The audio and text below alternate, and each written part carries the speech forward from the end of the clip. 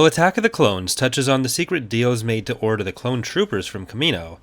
the origins of the Galactic Republic's military hardware during the Clone Wars are much more mysterious. Because of the Ruusan reformations, which we covered in an earlier video, the Republic had no real standing military of its own beyond a handful of judicials.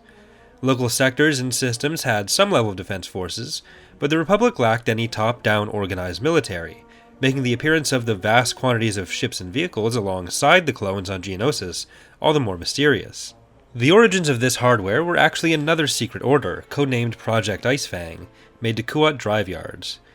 Kuat, as a major world with heavy traffic, was obviously not especially well suited to the creation of thousands, millions, or even billions of military vehicles or ships that were on hand when the Clone Wars started, but luckily for them, they had an essentially secret world which would be key to this military buildup: Rathana. Rathana was a world in wild space, very near Kamino, discovered nearly 800 years before the Clone Wars and bought by Kuat drive yards.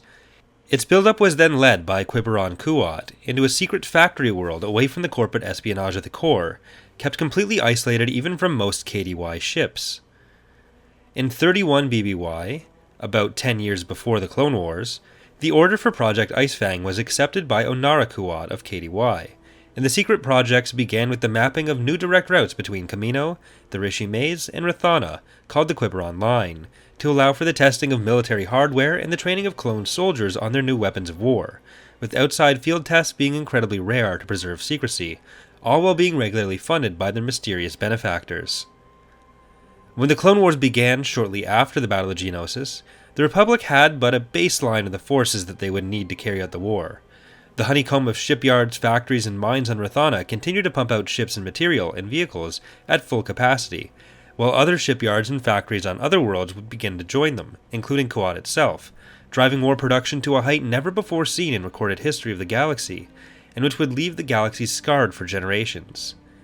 Designs like the Venator and Victory joined through programs like the Victor Initiative Project for the Victory, and later the Imperator began seeing some action as well, later known as the Imperial-class Star Destroyer, joining ships like the Acclamator, which were built for the war specifically, as well as other pre-war vessels like the Dreadnoughts and Carracks, along with larger vessels like Praetors and Mandators, which had previously only been status symbols for rich systems, but now with the restrictions of the Ruusan Reformation lifted, they became powerful vessels of war which we could continue to see action in further refits or redesigns into the Imperial period and beyond.